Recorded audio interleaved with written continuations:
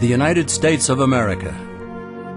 Born in 1776, our country is the offspring of a religious-based heritage of liberty under law. Blessed with great natural resources and a pioneer people given to industry and moral discipline, our nation grew to be strong and prosperous and developed the finest governmental system ever devised by man.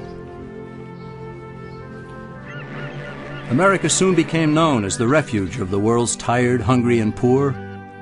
Millions left everything in the old world to start over in a land that rewarded initiative and hard work and perseverance. The many millions who didn't come here found comfort and hope in knowing that indeed there was such a bastion of freedom and opportunity, a place where dreams could become reality. Today, our nation appears wealthier and more powerful than ever. New technologies have revolutionized our daily lives. Luxuries once enjoyed only by the rich are commonplace and very affordable. Home ownership is widespread, and our people have the expectation of continued economic growth and prosperity. Yet more and more people are coming to realize that they may prosper materially only for a time because their freedoms are diminishing. The sobering reality is that America has been led far from its praiseworthy beginnings. Our people and businesses groan under a heavy burden of economic, political, and social problems, which are the result of a widespread departure from the fundamental truths that made our nation great. If the United States of America is to endure, citizens far and wide must once again come to understand, embrace, and live by timeless concepts called Americanism.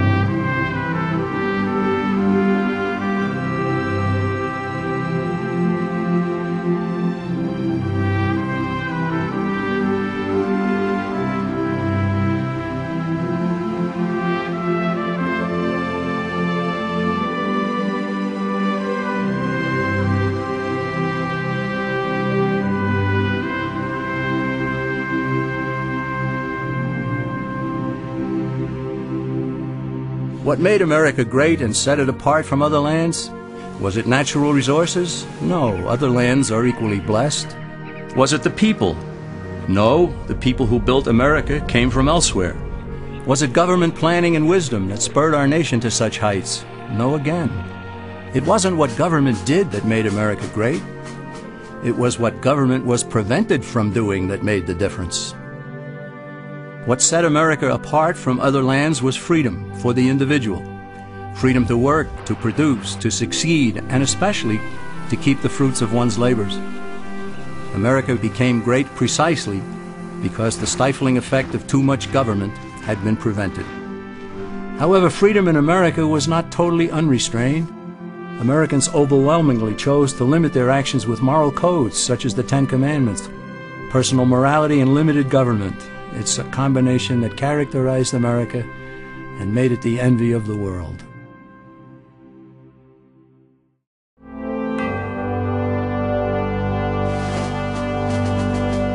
When our founding fathers decided they'd had enough of British oppression, they broke away and declared independence.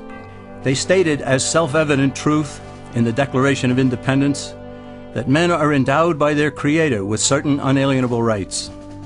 In other words, God gave man his rights, and that among them are life, liberty, and the pursuit of happiness.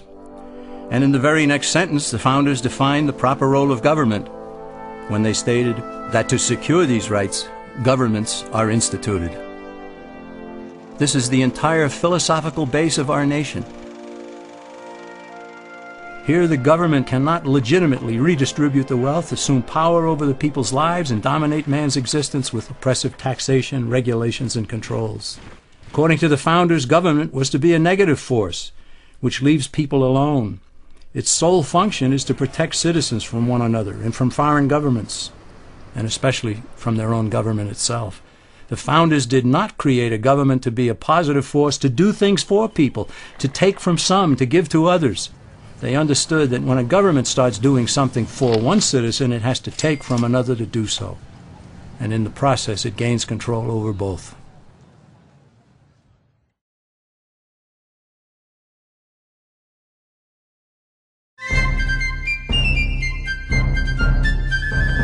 Britain's rulers didn't accept the Declaration of Independence, so our forefathers had to fight a war to make it stick. By 1783, the war for independence had been won, and British forces were sent back across the sea. But the governmental system at that time was weak. It had no power to settle disputes between the states, nor the power to tax for proper needs, such as national defense. So in 1787, delegates from 12 of the 13 states met in Philadelphia to revise the system, and they produced an entirely new governmental structure known as the Constitution of the United States. Keeping faith with the thunderous assertions in the Declaration, the Constitution was written to govern the government, not the people, and not the states, each of which was a jealous guardian of its own sovereignty. The founders created a central government with strictly limited powers. This left the states free to compete with one another to be the best state, the one with the least amount of taxation and controls, one where citizens would want to build a business and raise a family. That spirit of competition produced excellence, as honest competition always does. It's important to note that the Constitution wasn't forced on the people. It was sent back to the states for ratification, and several of the Founding Fathers wrote essays explaining it in an effort to persuade fellow Americans to adopt this new system of government. Some of the essays written by James Madison, Alexander Hamilton, and John Jay were collected into a volume known as the Federalist Papers. Those essays provide valuable insights into the intent of the founders in establishing our government.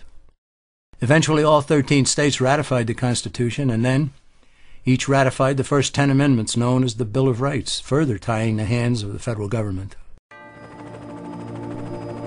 These amendments are indeed about rights, but it would have been better had the Bill of Rights been labeled the Bill of Limitations on Government. Why? Because it's vital to realize that the Bill of Rights never gave citizens any rights whatsoever. Its sole purpose was to safeguard God-given rights by limiting government power. The founders even insisted that Congress shall make no law about speech, religion, the press, assembly, the right to petition, the right to keep and bear arms, and so on. These amendments are directed squarely at the federal government, not the individual and not the states. They are like most of the 10 Commandments, which are essentially thou shalt nots. The Bill of Rights says Congress shall not, all the way up to the marvelous 10th Amendment, which says in effect, if we forgot anything, you can't do that either.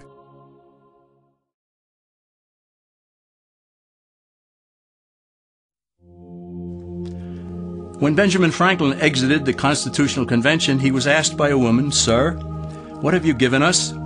His immediate response was, "A republic, ma'am, if you can keep it." Yet most Americans today have been persuaded that our nation's governmental system is a democracy and not a republic. The difference between these two is essential in understanding Americanism and the American system. Before we discuss political systems, however, it's helpful to address the confusion that has been spread about the political spectrum. Many have been led to believe that the political spectrum places groups such as communists on the far left, fascists or dictators on the far right, and political moderates or centrists in the middle. However, a more accurate political spectrum will show government having 0 power on the far right to having 100% power on the far left.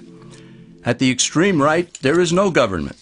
The extreme left features total government under such labels as communism, socialism, Nazism, fascism, princes, potentates, dictators, kings, any form of total government.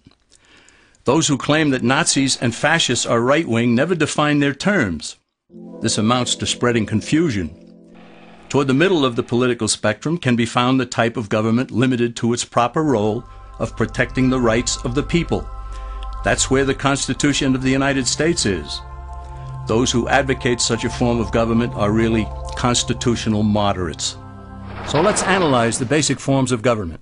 They are monarchy or dictatorship ruled by one, oligarchy ruled by a few, democracy ruled by a majority, republic ruled by law, and anarchy, which is ruled by no one. In discussing these 5, we'll see that they can be narrowed down to even fewer.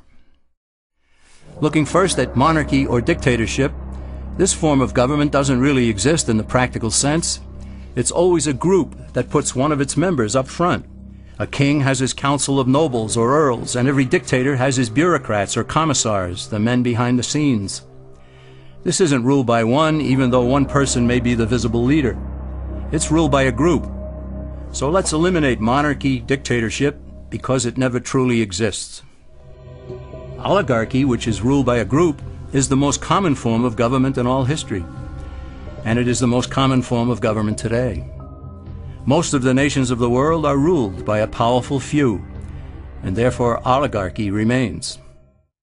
At the other end, we find anarchy, which means without government. Some people have looked over history and found that many of its worst crimes were committed by governments, so they decided that having no government might be a good idea. But this is a mistake, because as the ancient Greeks stated, without law there can be no freedom. Our founding fathers agreed and held that some amount of government is a necessary force in any civilized, orderly society. In a state of anarchy, however, everyone has to guard life, liberty, and property, and the lives of family members. Everyone must be armed, and movement is severely restricted because one's property has to be protected at all times. Civilized people have always hired someone to do the guarding, a sheriff, a police force, or some branch of government. Once law enforcement was in place, the people were freer. They could leave their property, work in the fields, and so on. In short, the proper amount of government makes everyone freer. There are some who advocate anarchy, however, not because they want no government, but because they don't like what they have. They use anarchy as a tool for revolutionary change. The condition of anarchy is very much like a vacuum where something rushes in to fill it. These calculating anarchists work to break down the existing government with rioting, killing, looting, and terrorism. Tragically, the people living in such chaos often go to those best able to put an end to it and beg them to take over and restore order. And who is best able to put an end to the chaos?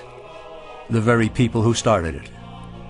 The anarchists who created the problem then create a government run by them, an oligarchy, where they have total power. This is exactly what happened in Russia that led to Lenin taking total power, and in Germany, where Hitler's brown shirts created the chaos that brought him to power. But anarchy isn't a stable form of government.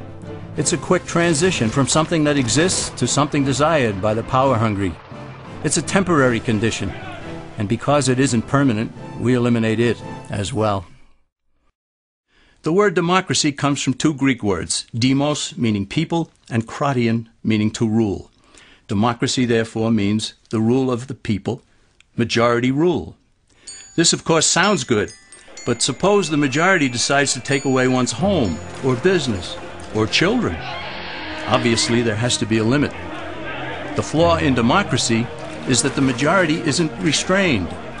If more than half the people can be persuaded to want something in a democracy, they rule. What about republic? Well, that comes from the Latin, res meaning thing, and publica meaning public. It means the public thing, the law. A true republic is one where the government is limited by law, leaving the people alone. America's founders had a clean slate to write on. They could have set up an oligarchy. In fact, there were some who wanted George Washington to be their king. But the founding fathers knew history, and they chose to give us the rule of law in a republic, not the rule of a majority in a democracy. Why? Let's demonstrate the difference in the setting of the Old West. Consider a lynch mob in a democracy. 35 horseback riders chase one lone gunman. They catch him, and they vote 35-1 to hang him. Democracy has triumphed, and there's one less gunman to contend with. Now consider the same scenario in a republic. The 35 horseback riders catch the gunman and vote 35-1 to hang him. But the sheriff arrives, and he says, "You can't kill him. He's got his right to a fair trial." So they take the gunman back to town.